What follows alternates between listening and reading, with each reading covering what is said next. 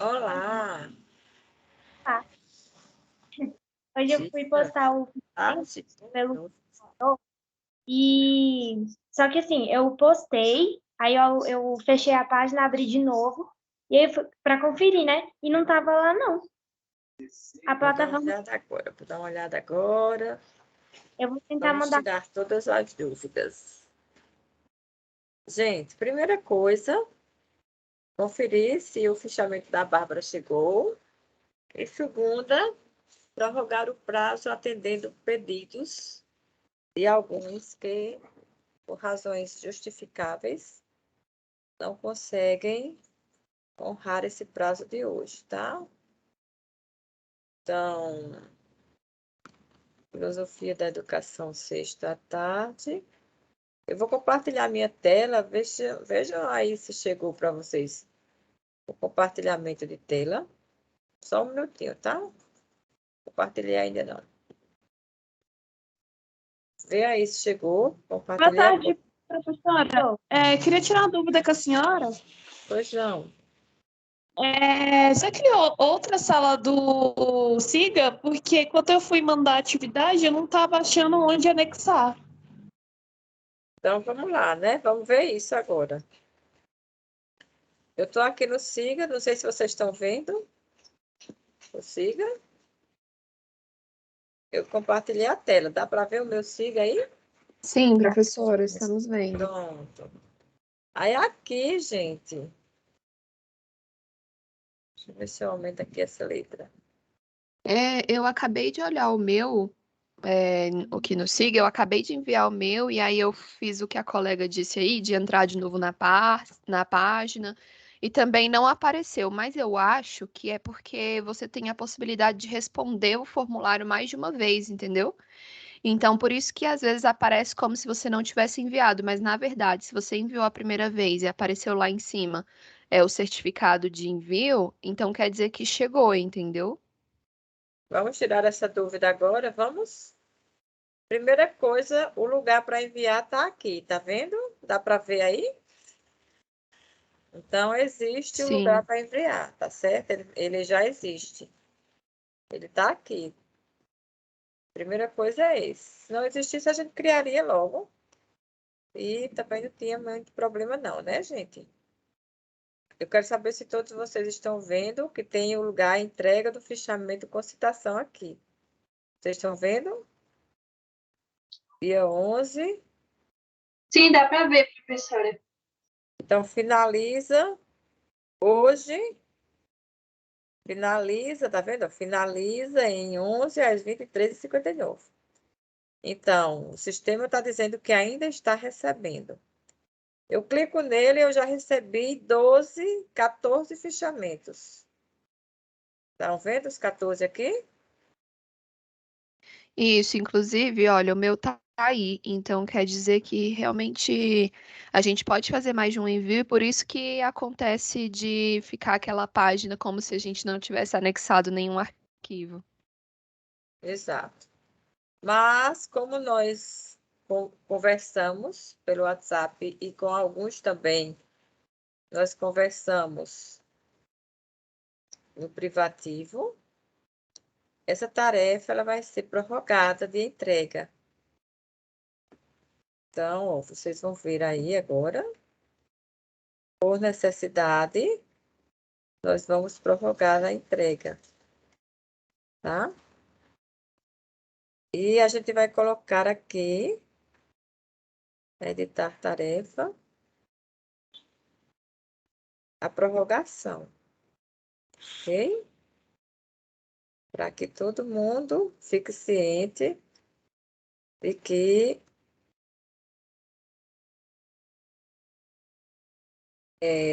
concordam, né?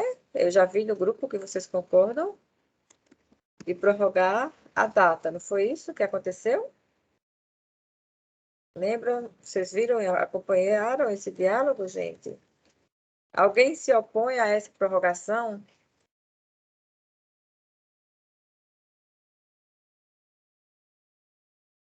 Hein?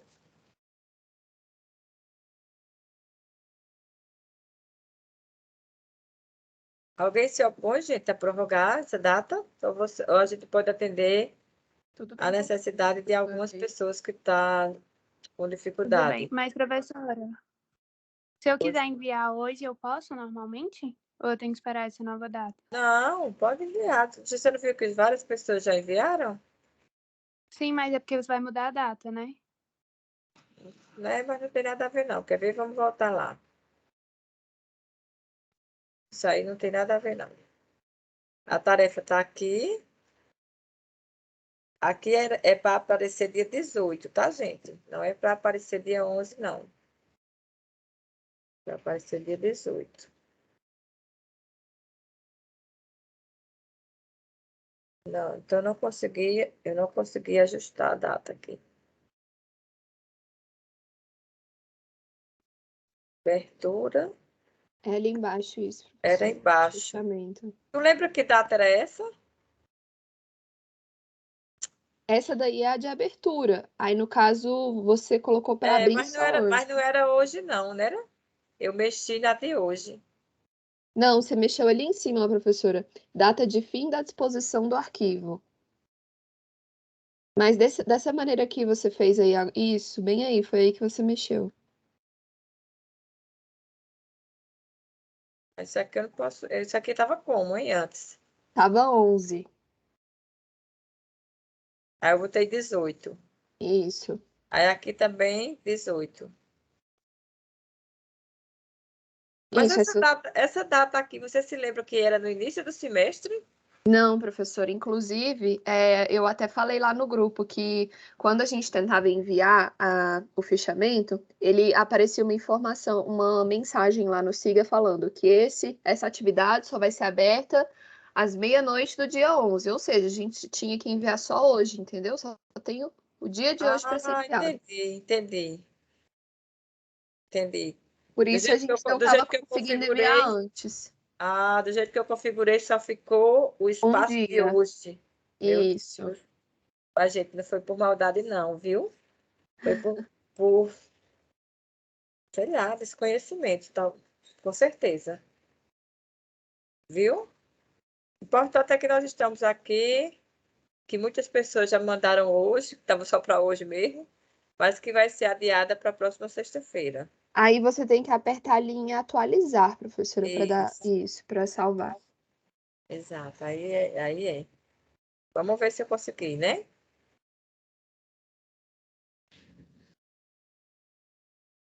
Pronto, consegui. Ok? Agora vamos ver quem está aqui.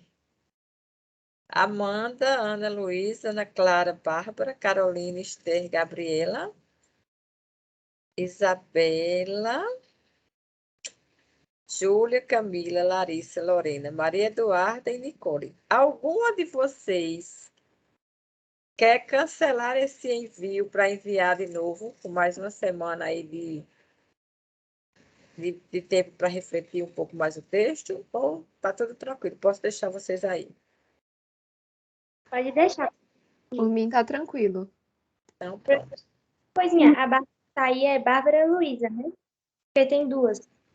Bárbara Luísa Nunes, só mandou. Bárbara Luísa Nunes Abrantes Dantas. Aham, obrigada. Você, né? Isso mesmo.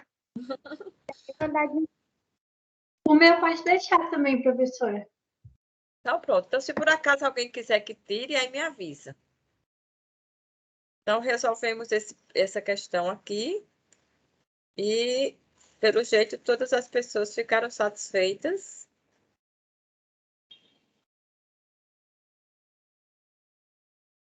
Com essa mudança, certo? Ok? Certo. Aham. Pronto. Agora, veja só.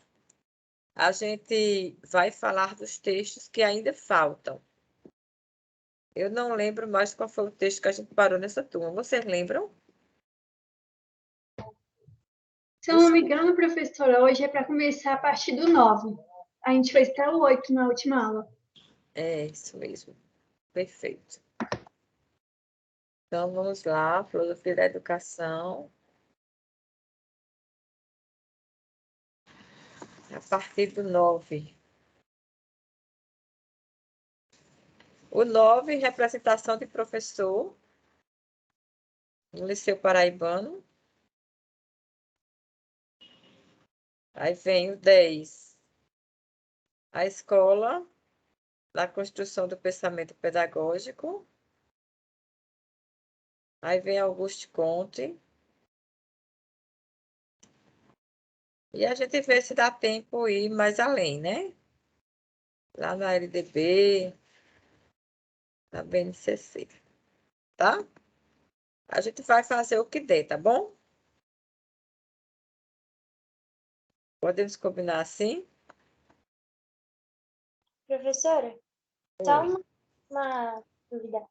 Já que a senhora mudou a data de entrega do fichamento, então a roda de conversa dos temas vai ficar também mais para frente, né? Ou não? Não. Não, porque a semana que vem é a semana assíncrona. Certo? Aham. A semana que vem. É. Ela não tem aula. Tá Então, bom. as datas das rodas de conversa serão mantidas. Não vai mexer, não, no nosso calendário, não. Aham. Tá bom? Porque senão vai atrasar muito a nossa vida, gente. Tudo bem, então, assim? Tudo tranquilo. Tudo bem. Lembrando, né, que a pergunta é muito boa, que essa roda de conversa, ela é uma roda de conversa extremamente filosófica.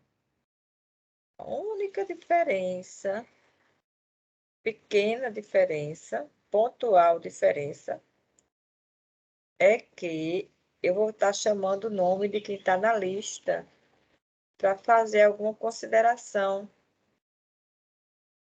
de um parágrafo, de uma fala, de algo realmente bem filosófico, reflexivo.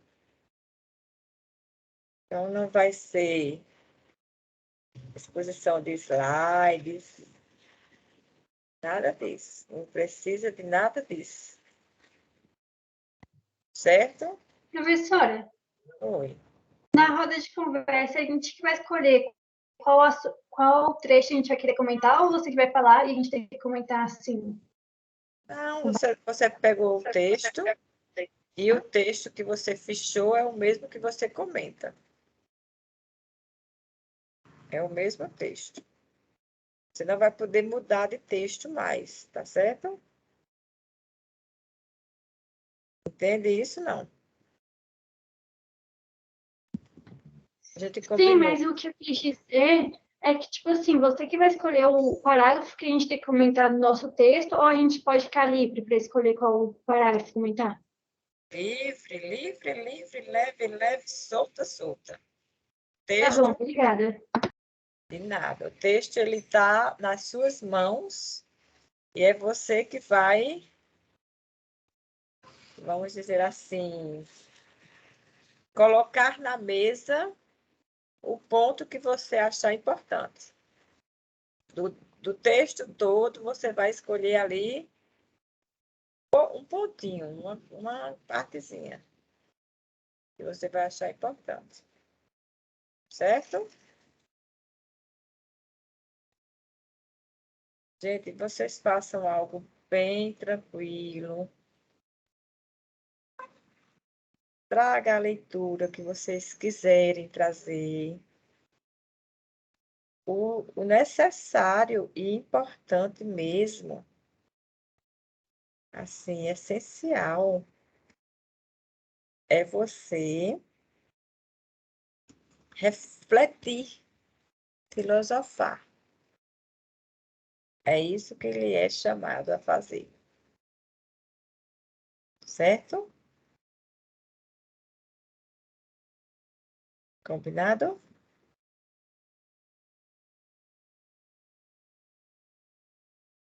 Então, tirando essas dúvidas de ordem técnica, podemos ir para o diálogo sobre os textos, parar de compartilhar aqui um pouquinho essa página.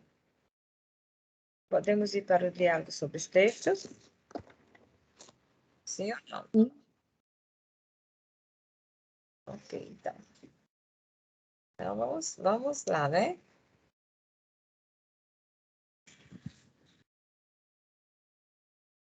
Muito bem.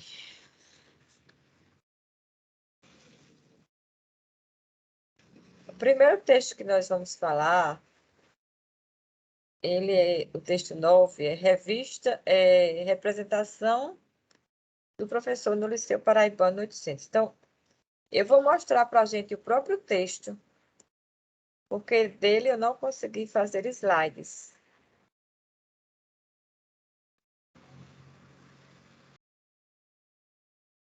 Vocês estão vendo aí o próprio texto? Aham. Então, eu trouxe esse texto para vocês, tá? Foi um texto que eu publiquei, porque ele vai trazendo, foi a publicação foi de 2019. Aqui ele vai trazendo uma figura chamada professor, situada no século XIX. Como aparecia o professor no século XIX? Como eu coloco aqui no título, no 800. Aí eu não chamei qualquer professor para vir para a discussão. Eu não chamei qualquer lugar, não. Na filosofia, a gente precisa saber o nosso lugar de fala, onde nós estamos. Então, aqui, neste resumo, você veja que ficou bem claro a representação de professor no livro As Aventuras de Telêmaco é estudada aqui com o objetivo geral de analisar este livro como material instrucional usado pelos práticos do 800, especificamente na província da Paraíba do Norte, no Liceu Paraibano. Primeira coisa, você que é da pedagogia, você que é da matemática, você que é de qualquer outra disciplina, seja qual for, você que é alguém que está sendo formado para ser professor, você sabe, se não sabe, vai saber agora, que no século XIX, esse nome professor, ele ainda não estava bem delimitado e eram chamados de práticos. Então, nessa discussão que eu travo aqui nessa pesquisa, que é resultado do meu doutorado em educação, esse artigo, né? Se desdobrou do doutorado em educação. Aqui, eu coloco, gente, uma instituição chamada Liceu Paraibano, num tempo histórico que é o Brasil Império. E aí eu falo, dentro desse Liceu Paraibano, na tradução de uma língua para outra, no ensino de tradução de língua francesa para a portuguesa, que promoveu no século XIX diálogos. Então, esse diálogo, ele estava aqui fundamentado a partir desse livro, As Aventuras de Telêmaco. Esse livro aqui, ele é a base. Inclusive, eu tenho esse livro aqui em algum lugar. Não sei se eu consigo encontrar.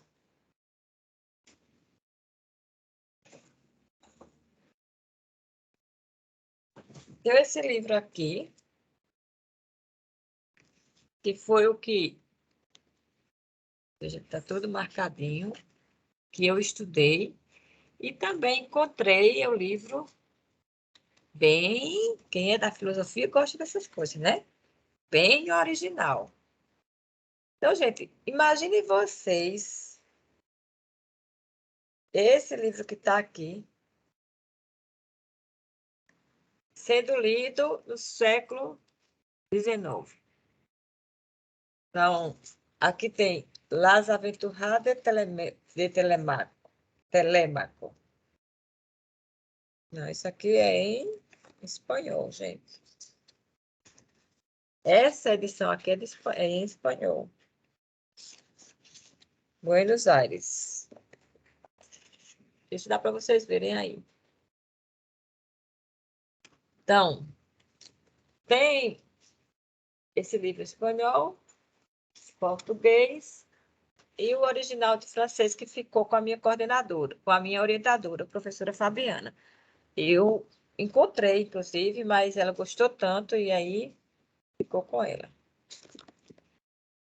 Então, suprassumo, aqui vai dizer, tá, que é um livro que foi trabalhado no Brasil inteiro e na Paraíba, que é uma história inspirada por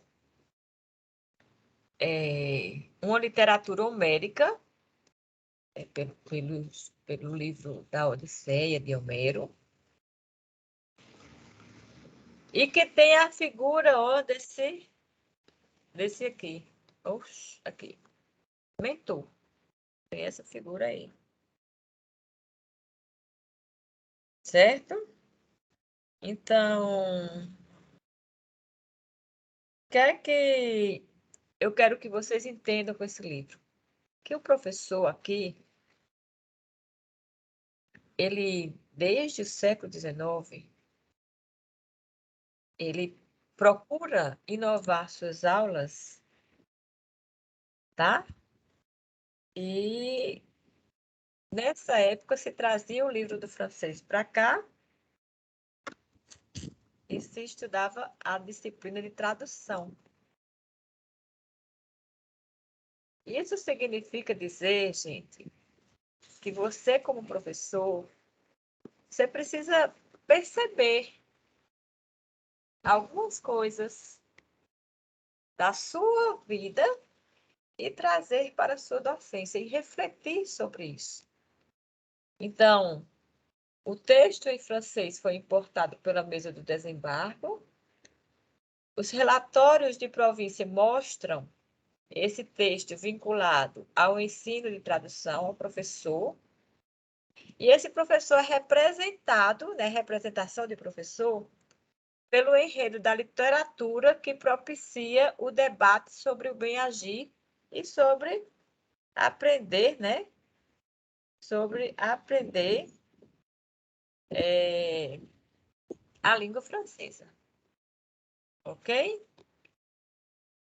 Então, o texto, ele traz essa figura do professor, traz essa reflexão do século XIX, traz a figura do professor dentro do livro, o mentor.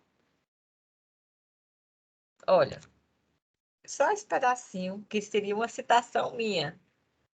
Ó, há uma passagem em que o mentor fala de modo direto ao seu aluno, contudo usando analogias, quando oportuno, conforme o trecho a seguir. Feliz o povo, dizia mentor, que é governado por um sábio rei.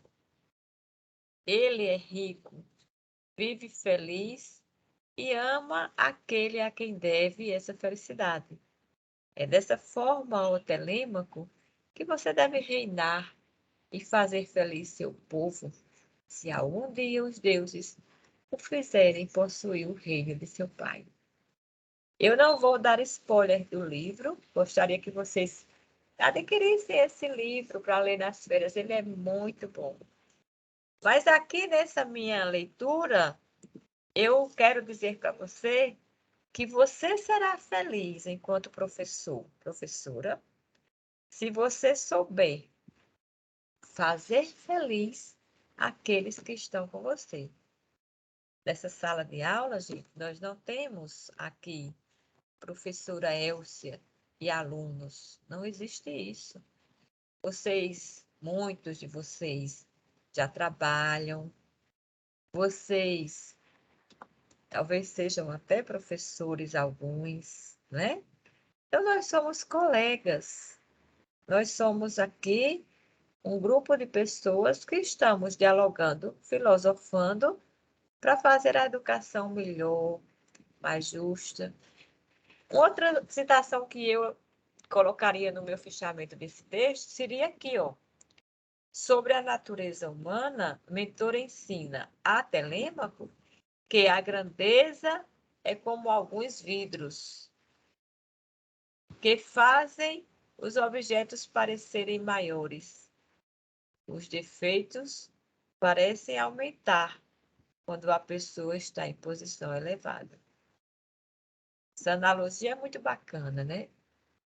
Porque a gente sabe que, dependendo da forma como a gente coloca o vidro, o objeto está, né, refletido através dele pode estirar, pode diminuir, pode... Aí você vai. Então, nessa arte de bem governar, a ação dos magistrados, o ato de proteger as famílias e os bons costumes, é um exemplo a ser seguido por todos. Trabalham de fazer cumprir a lei e julgar quais punições cabem aos criminosos, quando se pensa no magistrado. E a função do professor? E a representação do professor? Né? Como é que ela está ali colocada? O mentor, gente, que está aqui colocado como o professor que está no livro, orienta. Está aqui dizendo, ó. Mentor era uma personagem de pouco significado na Odisseia de Homero, e só assumiu mais importância quando Fênelon escreveu As Aventuras de Telêmaco, em 1699. Aí ele vai dizer, tá? As Aventuras de Telêmaco é uma releitura do épico de Homero, que nesta obra Fênelon tira Mentor da obscuridade e eleva esse professor à condição de segundo pai, professor, orientador e guia de Telêmaco. Bem, esse texto é para mostrar esse professor do século XIX. Ele era assim, ele era tudo isso, orientador, segundo pai, guia, ele era todas essas representações. E era representado como deuses, os professores do século XIX. As pessoas tinham muito respeito aos professores. No livro, As Aventuras de Telêmaco, Mentor está revestido da deusa Minerva. O professor no 800 fica representado na personagem Minerva, ou seja, das atitudes e aconselhamentos de Mentor, que durante toda a narrativa é a personificação da deusa. Vocês querem acrescentar alguma coisa? Caiu aí a compartilhamento de tela de repente, gente. Eu vi, Professora, hoje não. quando eu estava lendo esse texto, eu já comecei a viajar um pouco, imaginando como que eu ia ser no ambiente escolar com meus futuros alunos, né? As atividades que eu vou fazer com eles, essas coisas.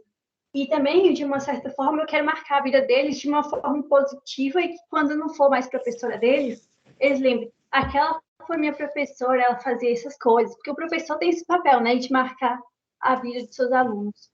Exato. Exato. Que coisa linda, viu, Larissa? Muito bom. Obrigada, professora. Esse é um movimento filosófico. Por isso que ainda pouco, né? A gente estava perguntando assim, como é que vai ser o diálogo? Você vai me marcar o lugar que eu devo falar do texto? Não. Eu quero que vocês sintam nessa disciplina, gente, a liberdade do filosofar. Nós estamos na filosofia da educação. Não qualquer filosofar. Esse que Larissa relatou. O de que eu serei professora. E eu quero marcar a vida dos meus alunos de tal e tal forma. Eu quero que vocês saiam dessa disciplina de filosofia da educação. São 14 textos, é muita coisa. É muito texto. Então, para filosofar, não dá para pedir um resumo a cada semana de 14 textos, não. Não funciona conhecimento. Ele não chega. Então, qual é a ideia? Filosofar. Aí, 14 textos para filosofar. Então, cada um ficou com um texto. Quem pediu para trocar texto, recebeu o meu sim imediato. Imediato. Porque você precisa filosofar sobre aquilo que você está motivado, que você quer aprofundar. E cada texto desse tem uma temática. Então, percebam, quem pegou esse texto que a gente apresentou agora, de maneira bem mais rápida, só as ideias, os pontos mais principais do fechamento, nesse diálogo, e segue por uma reflexão, vamos pensar no exemplo, né, Larissa? Sim. De licença, e eu vou sempre citar você quando eu, né, estarei falando da sua ideia, e ideia no sentido de reflexão. E lê o texto e diz assim, poxa, como eu serei como professora? A Larissa colocou. Então, no dia do diálogo, você vai pegar o texto e dizer, gente, esse texto fala disso, disso, disso. E eu refleti sobre isso, isso, isso. E o outro faz, eu já fui por outro caminho, esse. Eu vou ter que chamar o nome de vocês e abrir a palavra por sequência, e a gente fez blocos por textos, porque pode ser que quando Larissa fale, Amanda sinta a necessidade de complementar, porque elas estão com o mesmo texto. Ou então a Amanda diz, não, eu não pensei por isso, eu pensei por outro texto, por outro caminho. Isso mostra a riqueza da leitura e as possibilidades de reflexões. Agora vamos dizer, né, que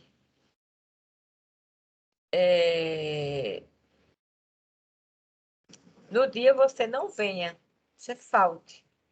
Eu vou adiar, tá, a sua fala para o último dia, para o final. Mas você concorda comigo que no segundo ponto avaliativo, o primeiro foi ver você escrevendo. O segundo ponto avaliativo é escutar você falando sobre o que você escreveu. Você concorda comigo que se a pessoa não vem, não fala, não se coloca, eu não tenho como saber como foi a leitura da pessoa? Oralmente, lógico, eu só sei da parte escrita. Vocês concordam comigo isso? Sim ou não? Porque a disciplina está dividida entre uma parte escrita e outra parte oral. Se a pessoa não vem, não fala um pouco do seu texto, eu tenho condições de fazer essa avaliação, gente? Não tenho. Concordam sim comigo. Então, vocês precisam vir. Preparar um parágrafozinho para, se não quiser falar assim muito à vontade, ler o parágrafo, que já é outro exercício, né? Que é bom. Então, agora vamos para o próximo texto. O que é que vocês acham? Podemos ir?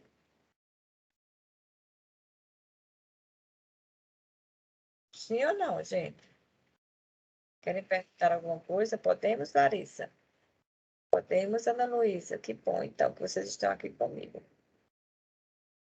Esse outro texto eu também não tive condições de fazer slides, tá certo? Esse texto aqui, gente, é resultado de uma pesquisa bastante extensa. A professora Tânia e eu, nós desenvolvemos essa pesquisa e ela foi publicada agora em 2021. Texto bem novo, né? Ok?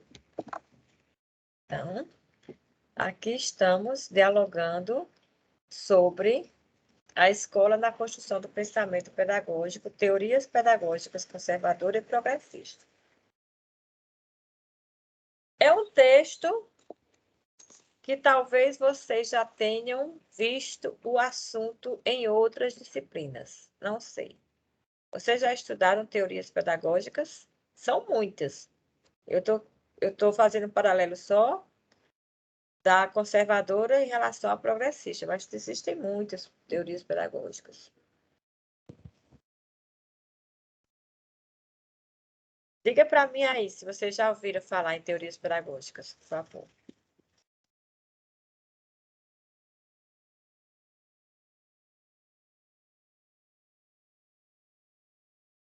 Gente, vocês estão me ouvindo? A pergunta é: vocês já ouviram falar em teorias pedagógicas? Preciso saber, certo? Porque dependendo do grau de conhecimento de vocês, eu falo o texto numa linha. Se não tem conhecimento sobre nada de teoria pedagógica, eu falo do texto em outra linha. Existem várias maneiras de se falar de um texto. Professora, é que você está dizendo é tipo behaviorismo, construtivismo, essas coisas, né? Exato. Essas coisas. Então sim. Eu sim, pelo menos. Pronto. Então, vamos partir do princípio que haja algum conhecimento, mas não seja muito aprofundado. Combinado assim. Muito bem, Larissa. Então, esse texto, ele pega justamente a escola, aquela que você se viu dentro dela, e pega justamente o professor. E diz assim: esse professor é conservador ou progressista? Certo? Então, é uma discussão que vai analisar aí essas teorias, essas duas teorias pedagógicas, certo?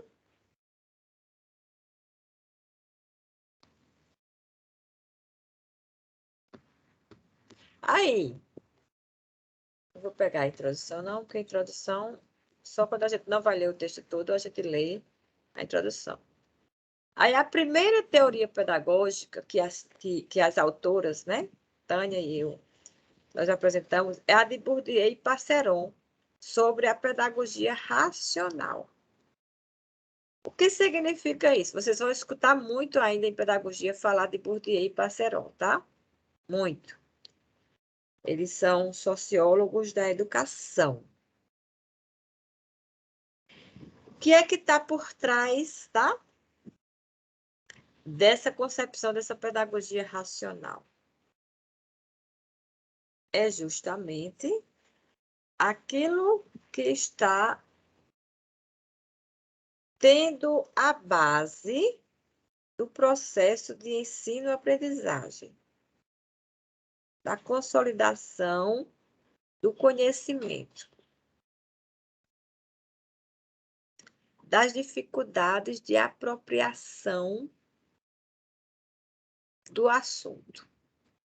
Olha, comecei aqui a apresentar esse texto e perguntei: vocês já conheciam teorias pedagógicas? Qualquer uma. E o silêncio, ele denuncia que você não quer se posicionar ali, se você já conhecia ou não, porque você não tem a certeza do que se está falando. Aí quando diz assim, é a questão, vamos pensar, behaviorismo, a construtivismo, a teoria de Piaget, né, piagetiana, tá? Que está voltada para o conhecimento a partir do experimento, da experiência. Então, diante dessas concepções, Bourdieu e Passeron, eles nos colocam principalmente, né, aquela questão da dificuldade de aprendizado. Então, os autores acreditam que as crianças, elas têm dificuldades de aprender. E por elas terem dificuldades de aprender, a gente precisa aplicar uma teoria tal que vai ajudar ele a destravar o conhecimento. Então, Piaget tinha uma teoria pedagógica cognitiva, tá? Teoria pedagógica cognitiva. E isso mostra que ele estava preocupado com cada ideia que tinha a pessoa, cada idade que a pessoa estava e como a pessoa tinha apropriação do conhecimento. Ok? Então, Bourdieu e Passeron, eles vão fazer essa observação. Se você pensar em Vygotsky, por exemplo, que concebe a criança na sua questão mais psicológica, você vai ver ali que Vygotsky não está se preocupando muito com a idade. Né? Ele não é a preocupação dele a idade.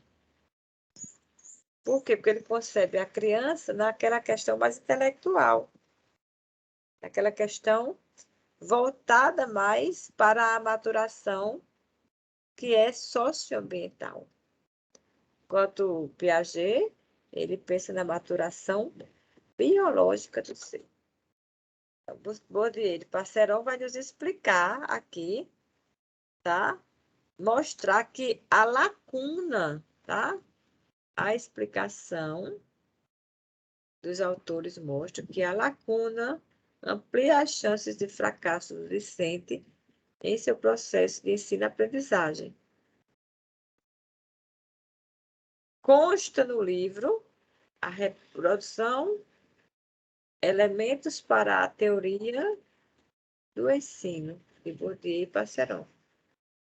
E ocorre na escola o seguinte: o discente, gente,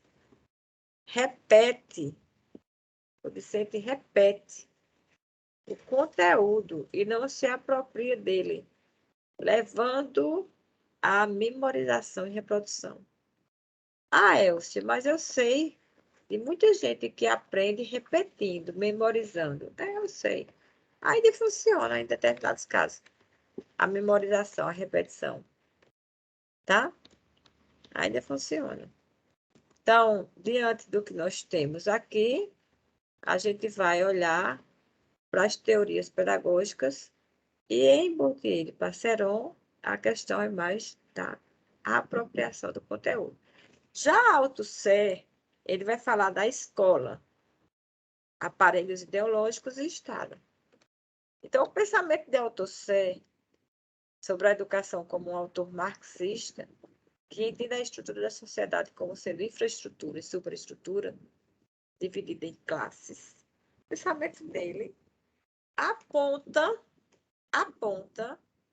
para que, se você olhar para a educação é uma repetição das condições de produção, tá? Não é mais uma reprodução. Repetindo para aprender. Não, agora é a condição de produção. Toda formação social deve reproduzir as condições de produção, as forças produtivas e as relações de produção existentes. Então, a qualificação do sujeito para o trabalho exige que se introduza a escola como principal meio, qualificação do trabalho. Então, a escola aqui em Althusser é para levar você para trabalhar. Certo? Para ele é esse ponto que vem ligado a essa questão da escola. Mas aí, o que é que Althusser faz? Althusser faz uma crítica. Ele diz, olha, então, há algo que está equivocado. Por quê? Porque a escola, ela não pode se limitar somente à reprodução, não.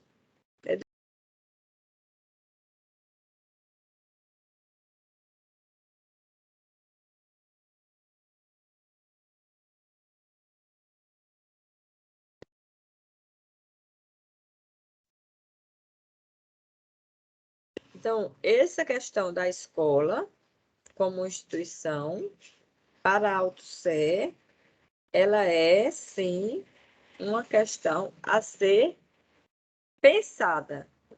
Por quê? Porque para Althusser, o ser humano, ele é um diamante bruto. Precisa ser realmente, né, lapidado. Então, para ele, a gente, quando é aluno, a gente precisa ser lapidado, segundo Althusser. Então, a proposta aqui é uma proposta para olhar a escola que tem uma ação e aí, além disso, olhar as relações entre as pessoas dentro desse espaço, se elas são relações de reprodução. Segundo Althusser, as relações de reprodução, as relações de produção, as relações de... Esses mecanismos, eles estão realmente em todos os lugares, principalmente na escola. Principalmente na escola. Aí aqui vem um autor, Saviano, e a teoria histórico-crítica, tá, gente? Vem um autor que, nesse trabalho, ele é muito importante. Esse trabalho ele é muito importante. É o da teoria histórico-crítica.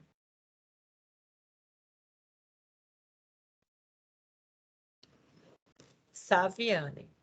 Saviani é brasileiro, ainda é vivo.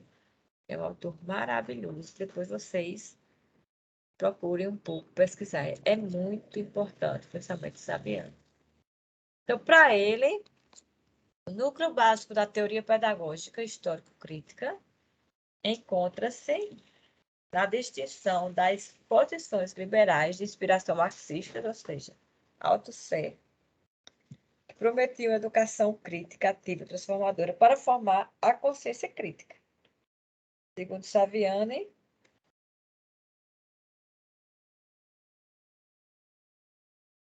essa promessa não foi cumprida, não, pelos seguidores de Marx. Então, ele vai falar de uma escola democrática. E a parte que eu destacaria nesse texto da citação é essa. Docente e discente são agentes sociais. Primeiro. Segundo, problematização. Detectar e refletir quais os problemas, sobre os problemas. E terceiro, instrumentalização, ferramentas necessárias para a ação. E quarto, cartas, incorporação dos subsídios a ferramentas. E quinto, prática social, ação orgânica ou praxis, como desenvolver a seguir. Então, é isso. Saviano, ele vai criando ali uma teoria muito própria dele. Uma teoria muito importante, inclusive. Tá? Porque quando se pensa em Saviani, se percebe a grandeza teórica desse pensador.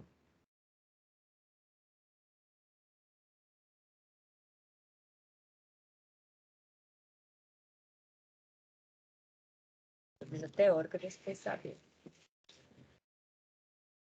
Eu não sei se vocês estão acompanhando aí, tá? A reflexão. Mas Saviani elaborou a teoria histórico-crítica e demonstrou historicamente, de modo crítico, que tanto a pedagogia tradicional, que você vai ver, né, naquelas questões de ensino bancário, como a pedagogia nova, você vai ver, por exemplo, a cybereducação, as tecnologias. Para ele, tanto uma como a outra podem ser consideradas ingênuas e idealistas, por acreditarem que seria possível modificar a sociedade por meio da educação. Para Saviani, não somente a educação transforma, precisa de algo mais. E o algo mais é o concreto. O concreto é o ponto de chegar. Então, não podemos ficar na ilusão. A gente parte do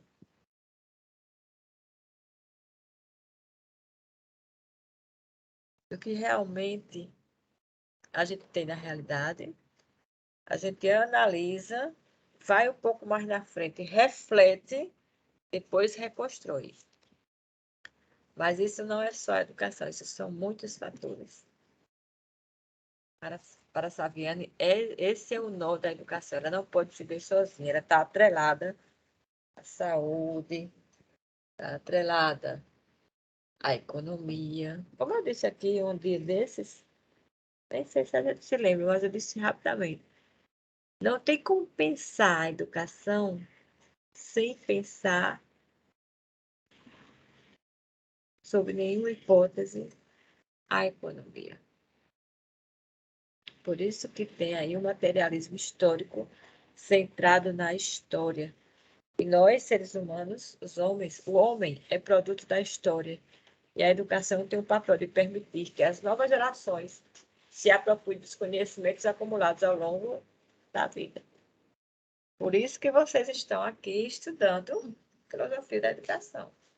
Para saber que existiram homens e mulheres que já falaram de questões que talvez você esteja ali no seu dia a dia sentindo a necessidade de debater, né? De questionar. Eu quero escutar vocês, algum problema, alguma questão. Agora é vocês que falam. Vamos lá.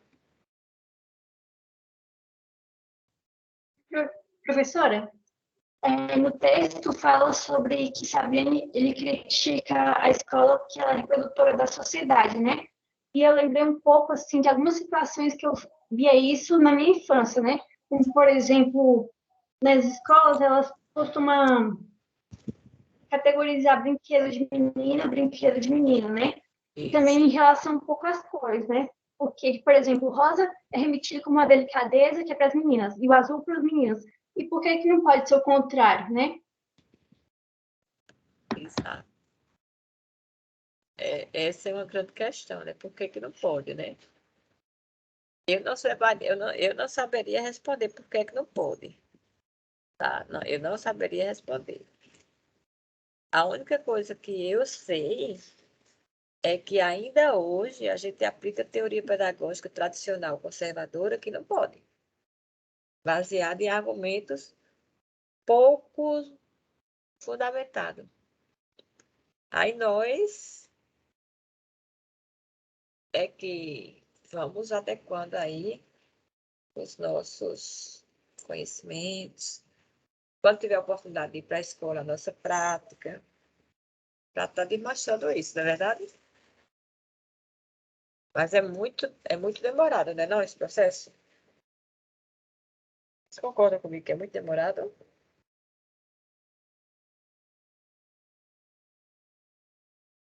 Sim ou não? Pois é, Nicole. Todo dia a gente está aprendendo coisa nova. Espero que vocês tenham gostado. Isso, Yasmin. Gente, a gente vai para o próximo. Obrigada, Ana Luísa. A gente vai para o próximo, não? Vocês querem debater um pouco mais isso?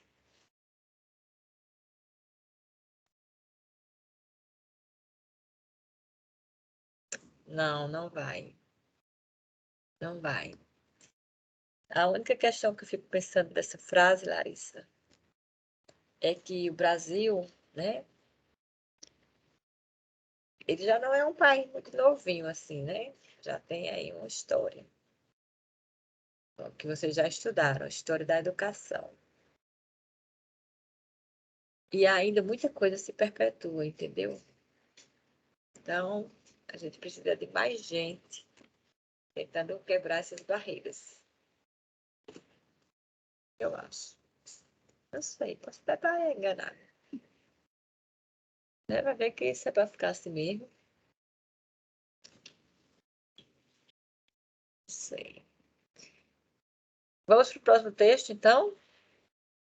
Do positivismo. Esse eu fiz uns slidezinhos, gente. Sem me autorizar ainda e para o próximo texto. Me autorizem aí. Posso ir? Tá tranquilo, professora, podemos seguir. Deus te pague, Amanda. Tem hora que eu me sinto sozinha. Auguste Comte e as origens do positivismo, de J. Cruz Costa. Não é esse o texto? Gente, os slides bem simplesinhos, tá certo? Não é nada. Ai, que slide. Mas já dá para a gente se organizar aqui. Olha, a principal preocupação de Auguste Comte, desde seus primeiros trabalhos, foi a de realizar uma forma espiritual tão profunda que pudesse produzir uma verdadeira reorientação social e política. Quem disse isso aqui, ó? Vou colocar no fichamento de vocês, tá? Aqui, Cruz Costa. Poxa, se eu botar Cruz Costa, não, só Costa. Agora eu não sei o ano que ele disse. Alguém sabe? O ano? Professora, eu pesquisei sobre o livro e foi, pelo que eu encontrei, era de 1950. Eita, como é antigo. Filosofia é assim, viu? Você encontrou o livro completo ou só a parte dele? Ah, sim, eu encontrei só ele dividido, mas aí depois tinha o terceiro volume, tinha uns outros volumes, que ele é bem grande, pelo que eu tinha visto. Você Mas aí baixou? o que a senhora mandou. É? Você baixou? Baixei não, professora, só vi mesmo o que a senhora mandou. Então, pronto, tá bom. Sem problemas. Vamos lá. Se tivesse baixado, eu ia pedir, mas não tem problema, não. Então, aqui, ó. A consideração histórica é uma exigência decorrente da doutrina kantiana, que se impõe no exame da história desde o pensamento e de sua obra. Filosofia positiva de caráter científico. Auguste Comte e o espiritismo positivo. Espírito positivo. O conjunto da doutrina progressiva do espírito humano. Esses, gente, são os assuntos que estão dentro do texto. O texto é bem longo, né? Sim, prof, eu achei ele bem grande, foi muito difícil de desenvolver. O texto é bem longo, Kézia. Enfim, a gente vai destacar só algumas coisinhas. E quando for no dia do diálogo, a gente aprofunda mais, tá? O importante aqui é você saber que esse nome positiva, filosofia positiva, significa algo voltado para a técnica, para o fazer. Auguste Comte, ele criou a sociologia a partir de Simmel, Marx, Durkheim, Weber. Então, ele positivou. Ele é um positivista, tá? E aí ele vai falar desse espírito positivo. Então, para ele, você, eu, ele mesmo e qualquer outra pessoa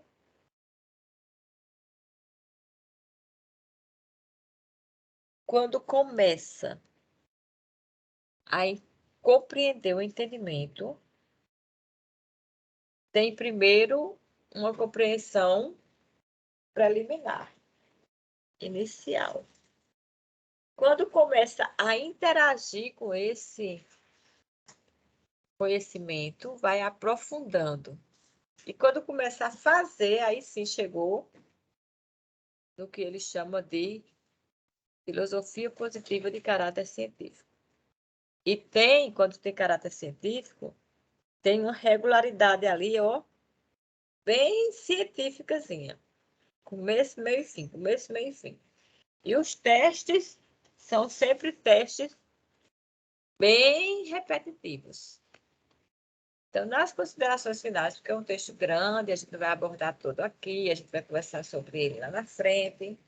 Quem pegou esse texto que quiser tirar dúvida comigo por algum assunto, alguma, né, assim, conceituação, pode falar comigo, tá bom?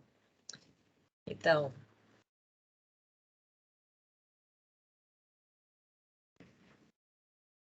nas considerações finais tem história e sociologia preparam a política.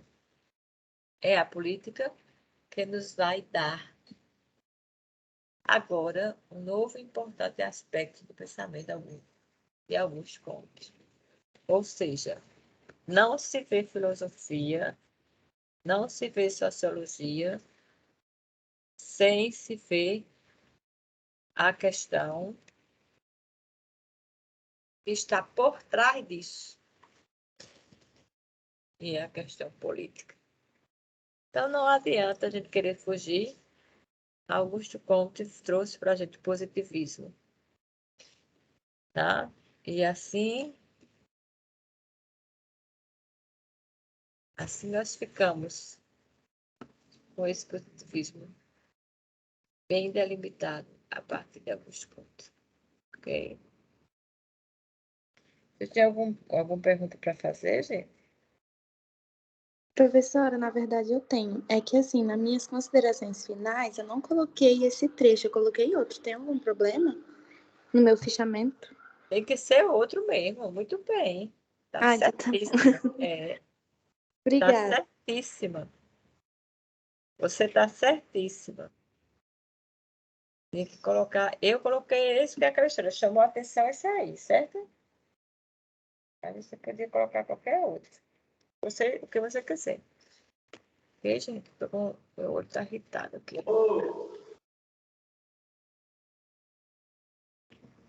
Mais algo sobre Comte ou vamos para o próximo?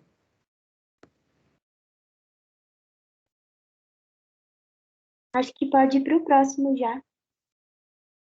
O próximo, a gente vai falar pouco sobre ele, por duas razões. Primeiro, porque se este Comte era grande, esse próximo é enorme.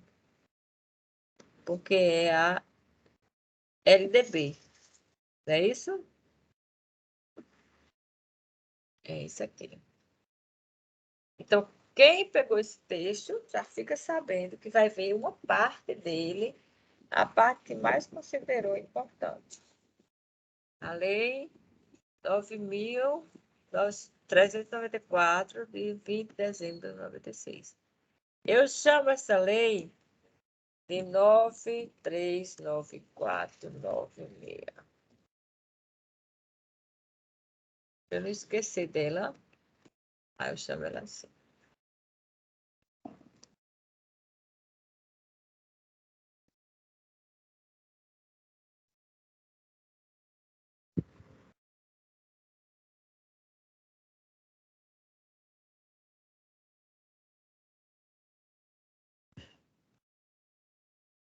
Nove, três, nove, quatro, nove, meia.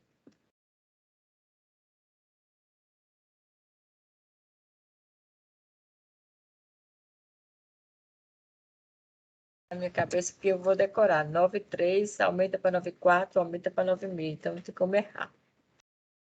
Essa é a LDB. Certo? Aqui. Aí, nesse texto que eu disponibilizei para vocês, você vai achar um enorme sumário. Então, você não vai olhar para isso. Passa direto, vai folheando. A introdução diz que a Lei de Diretrizes e Bases da Educação Brasileira, a LDB 939496, é a legislação que regulamenta o sistema educacional público e privado do Brasil da educação básica e ensino superior. Então, isso aí é importante você saber, ter decorado mesmo, assim, aprendido mesmo. Por quê? Porque a gente tem que saber o que regulamenta, né? A nossa educação, não é verdade? Vou escutar vocês. Vamos lá, falem alguma coisa.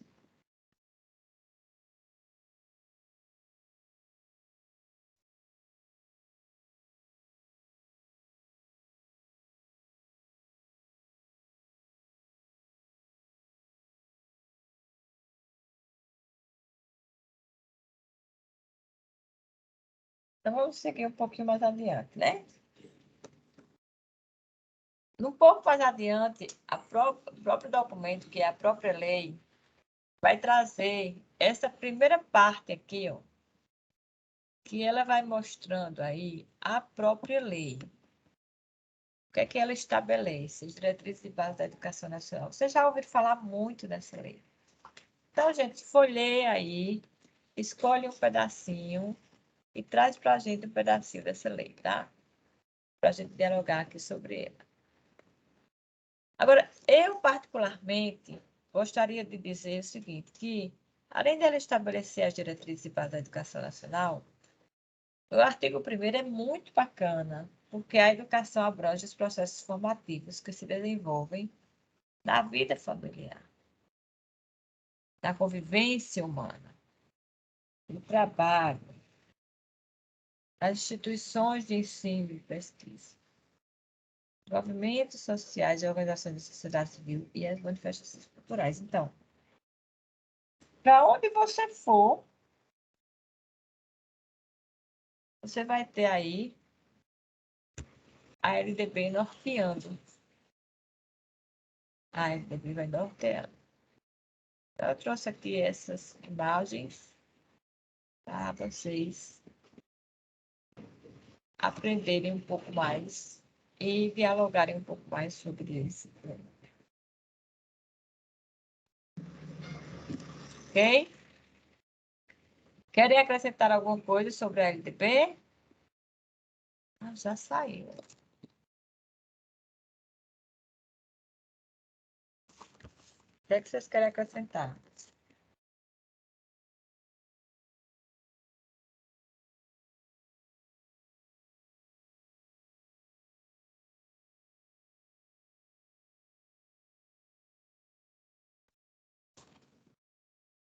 Digam aí, gente. O que vocês querem me dizer sobre a LDB? Eita, boa pergunta, Sabrina. Sabrina, gostei. Até agora estou me perguntando, né? Você vai fazer assim. Você vai dar uma olhada nela. Vai dar uma lida. E olha, eu não escolhi esse pedacinho aqui, né? Que vai falar. Deixa eu abrir aqui. Deixa eu botar aqui para você. Porque isso é porque saiu sozinho. É.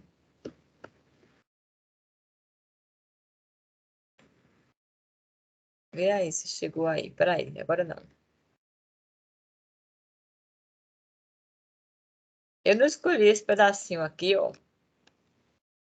A educação abrange os processos formativos que se desenvolvem na vida familiar, na convivência humana, no trabalho, nas instituições de ensino e pesquisa, nos movimentos sociais e organizações da sociedade civil e nas associações culturais.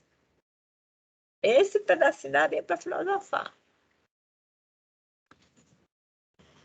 Mostrando que a lei, embora uma lei, e as leis são positivas, no artigo 1º,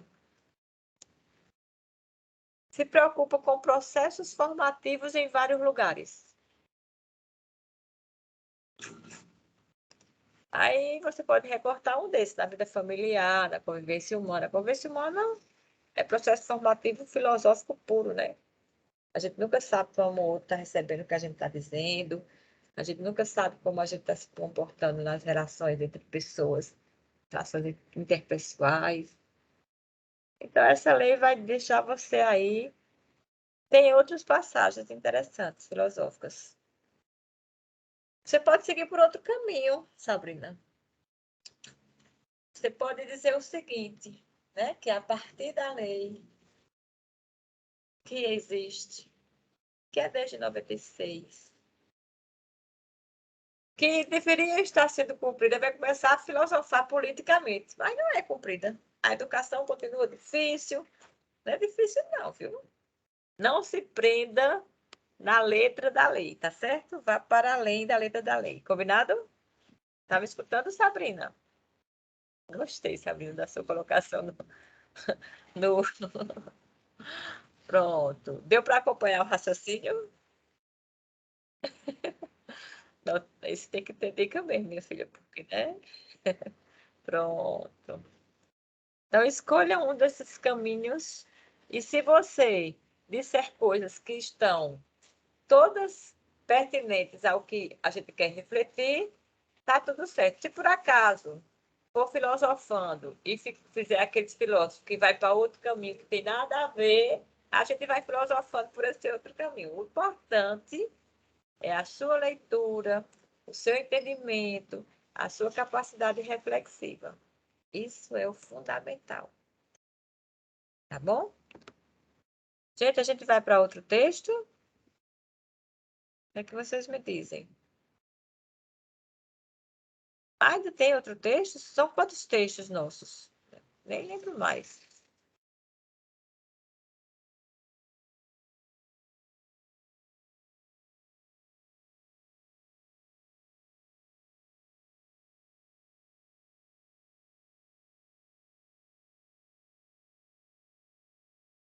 Tem a BNCC, né?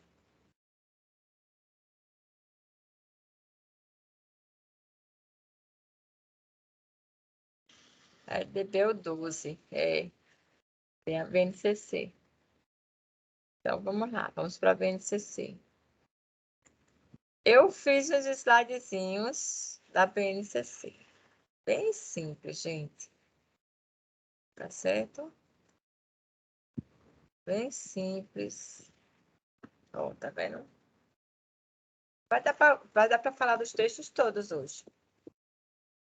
É outro texto, né, Sabrina? Que não vai ser muito fácil, mas vai ser mais fácil do que a lei.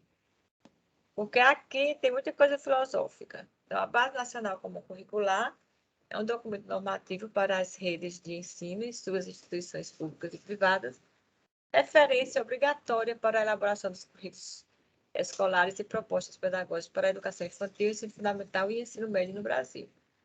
Ou seja, depois desse ano, estados e municípios, Distrito Federal, deve se adequar à BNCC.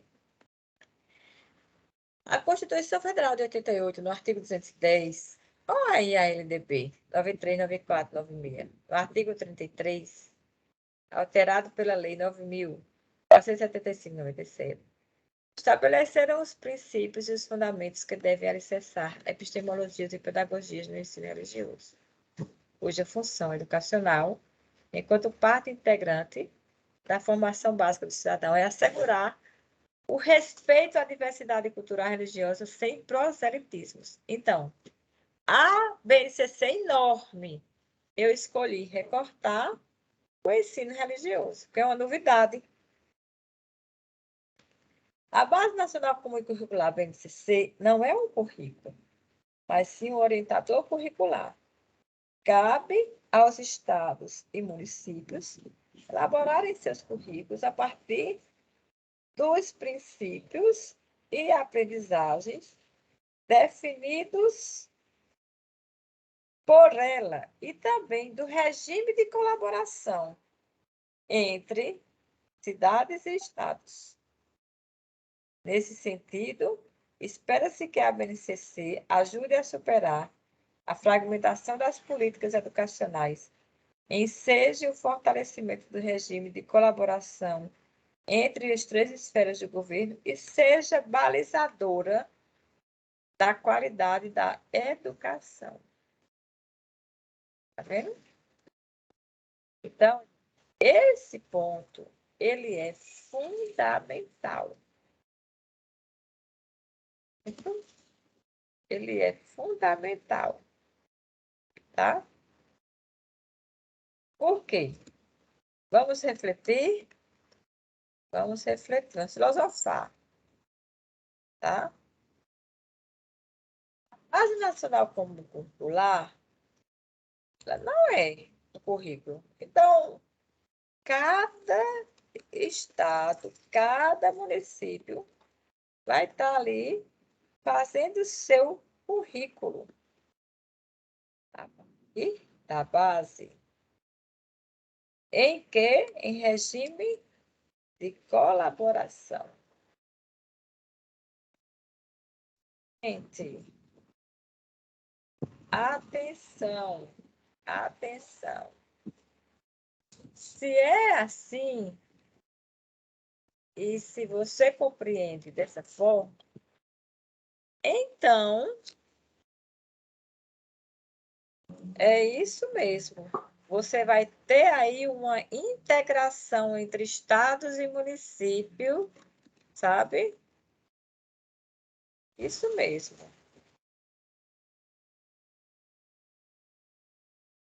Importante é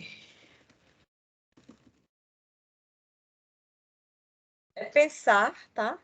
Importante é pensar que a Base Nacional Curricular, ela aponta, ela não é a lei, como a LDB, tá?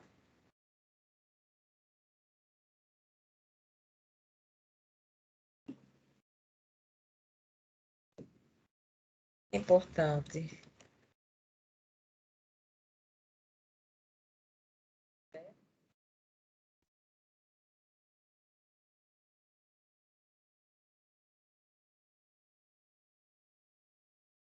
Isso é importante.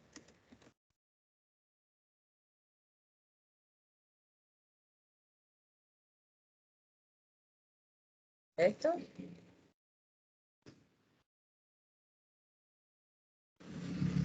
Isso é que é fundamental. Então, vamos dizer que você já tem um tema, certo? A gente pode ter o tema, pode estruturar, entendeu? Pode estruturar. Por isso,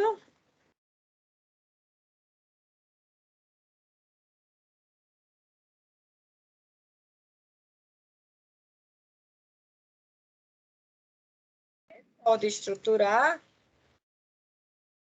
e se é possível fazer essa estruturação, vem essa outra parte aqui, nessa configuração.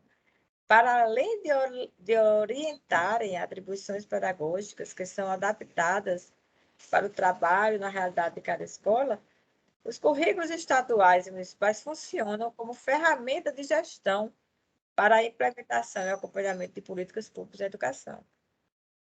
Políticas públicas, não é programa de governo. Muito bem. Então, a BNCC traria isso para a gente refletir. De maneira mais rápida, traria isso aí. É lógico que depois vocês vão ter disciplina só para falar sobre isso. Aqui a gente está só filosofando sobre isso. Ok? Alguém tem alguma dúvida, alguma pergunta?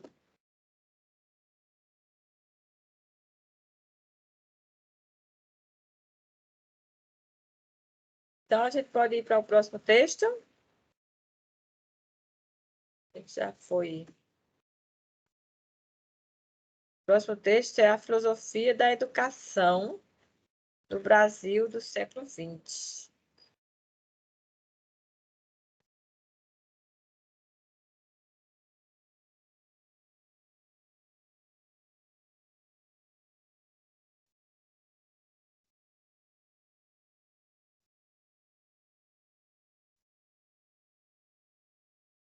Filosofia da educação no Brasil do século XX. Não sei se eu fiz slides desse texto. Não me lembro. Filosofia da educação, é? Como é o nome dele mesmo? Filosofia da educação no Brasil do século XX. Silvio Galo. Doutor, esse autor é muito bom, Silvio Galo, viu? Doutor em educação. Muito bom mesmo. Mas, infelizmente, eu não consegui fazer slides sobre esse texto. Infelizmente. Uma forma que eu posso, né? Vou colocar o próprio texto aqui para a gente ir olhando, né? Para ele. Não ficar sem olhar para nada. Uma forma de compreender esse texto é a forma da crítica, tá? Então, o autor, Silvio Galo, meu Deus, ele se propõe a fazer uma crítica, certo? Este artigo propõe-se traçar o mapa de constituição do campo disciplinar Filosofia da Educação no Brasil, que é a disciplina que nós estamos estudando aqui.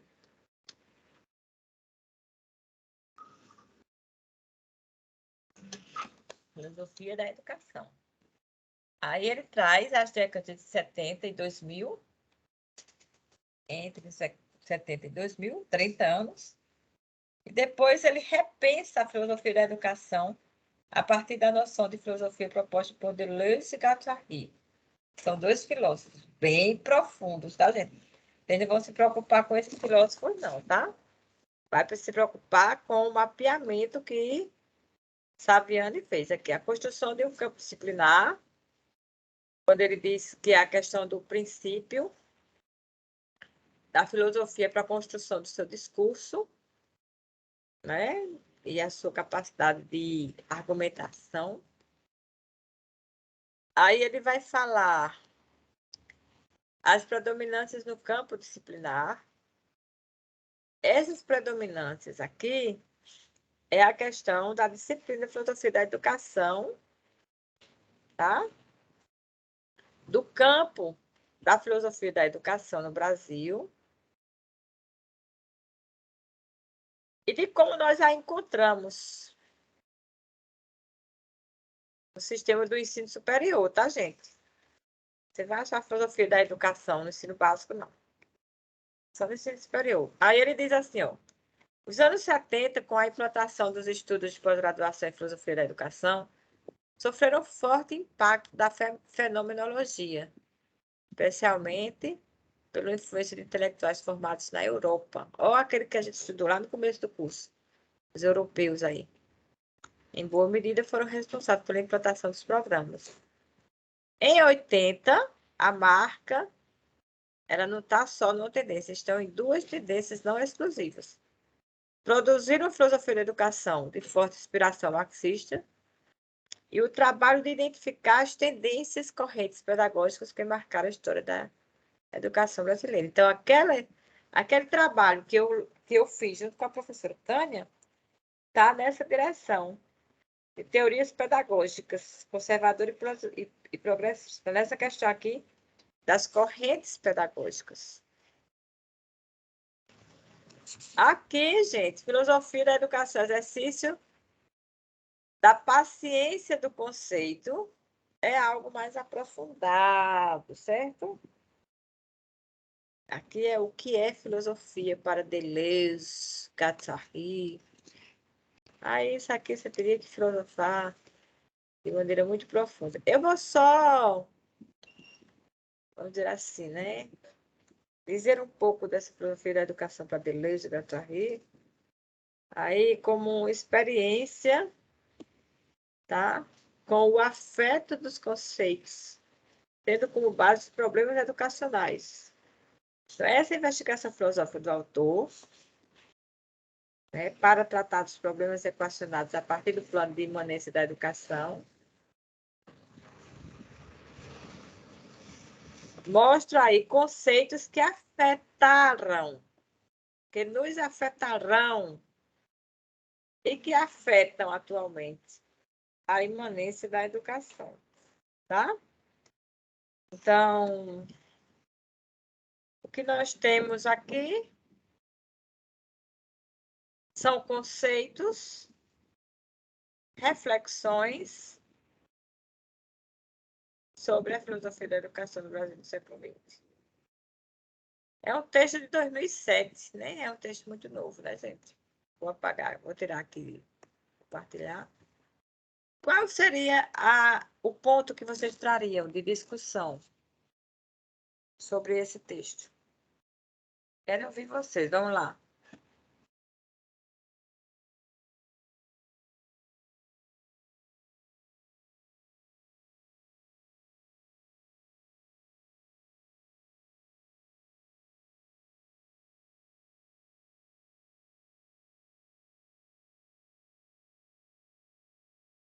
Vamos lá, gente? Aqui você vai se concentrar, tá? Na questão dessa disciplina do século XX. A parte que ele vai falar de filósofos, tá?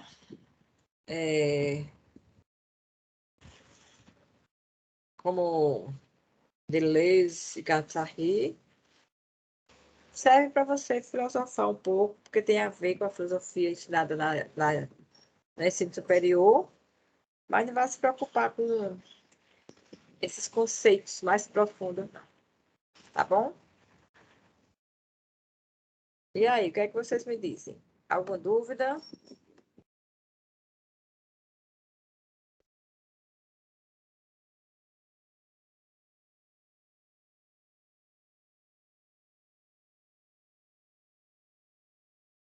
Querem acrescentar alguma coisa? Então, quer dizer que a gente acabou todos os textos, certo? Tá tudo bem?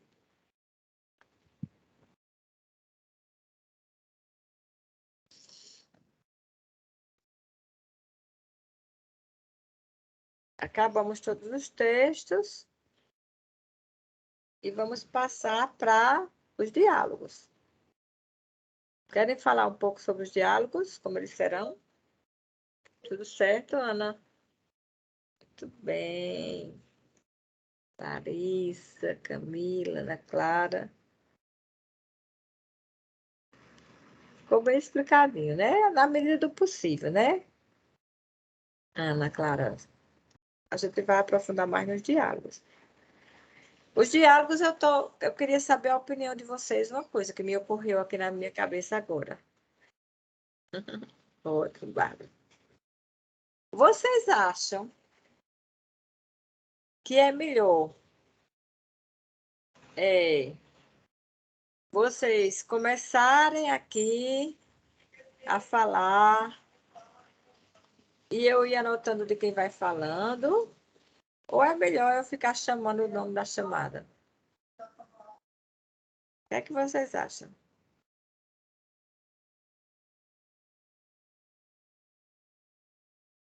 A gente decide a semana que vem, né? Na outra semana, né? O que é melhor?